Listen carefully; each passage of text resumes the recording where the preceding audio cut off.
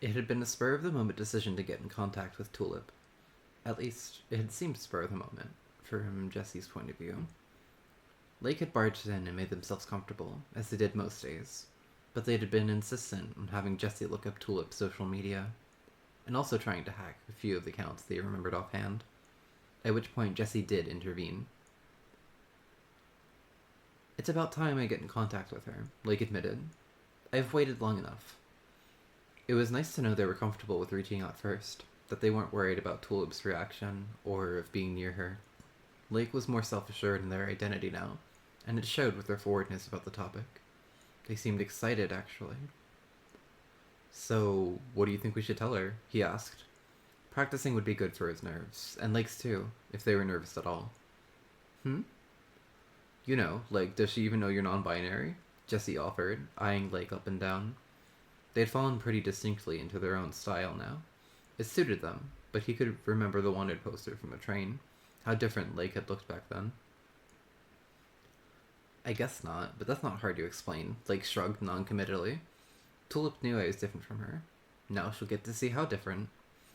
He couldn't help but smile at how proud Lake sounded. And they should be.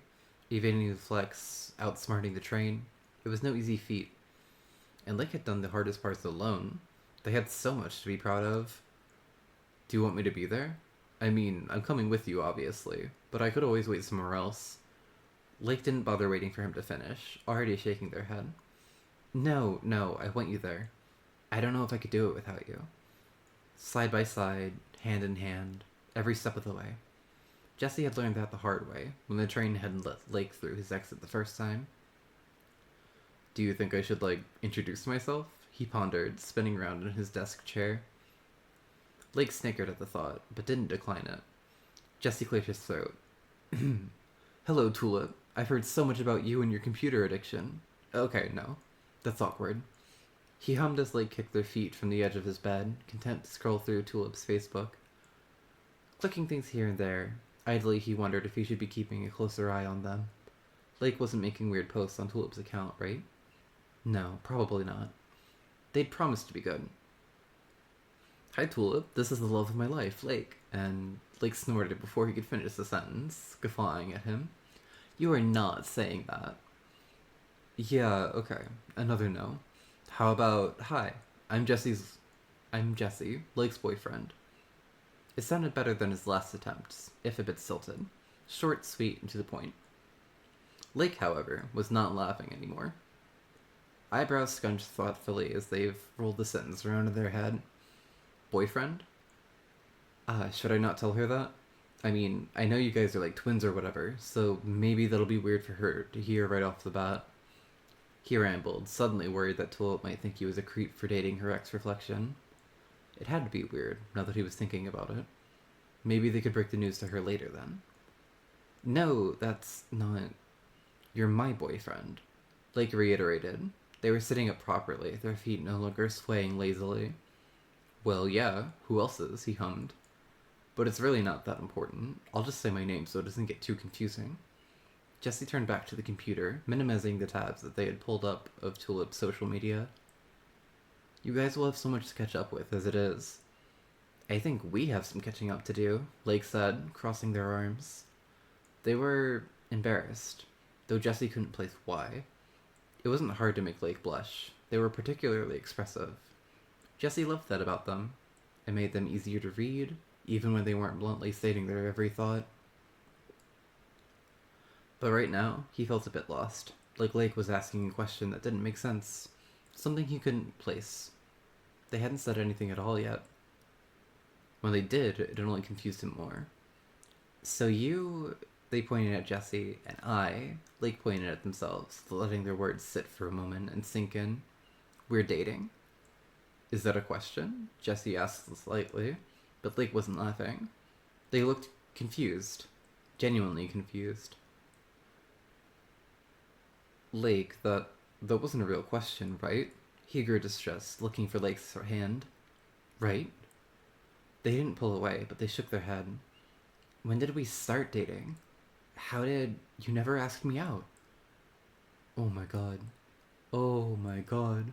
He let go of Lake's hand, curling in on himself. hiding behind his hands as if that could save him the embarrassment of looking Lake in the eyes, of answering their questions. We, I, when we got home that day from the train, he muttered, entirely too shy to be admitting all this out loud. Why had he assumed that Lake liked him? Why had he thought they were dating? He should have clarified, but he'd been so sure. You asked why I got back on the train. Lake nodded, because they'd been there. They had to remember it. But now Jesse was thinking about the way he had worded it, the way Lake had responded. He was understanding his misconception.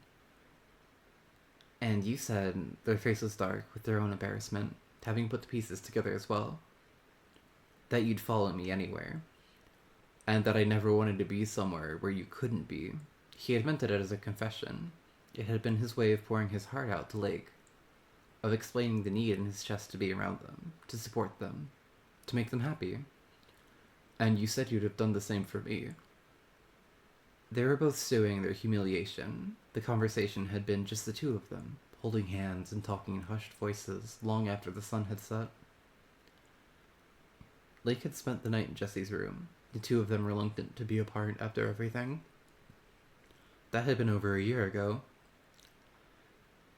And you thought this whole time that we were, Lake gestured between the two of them, still refusing to meet his eyes. Not that Jesse could blame them. Well, yeah, I thought... He groaned. I mean, I should have clarified. You always get me. I don't know.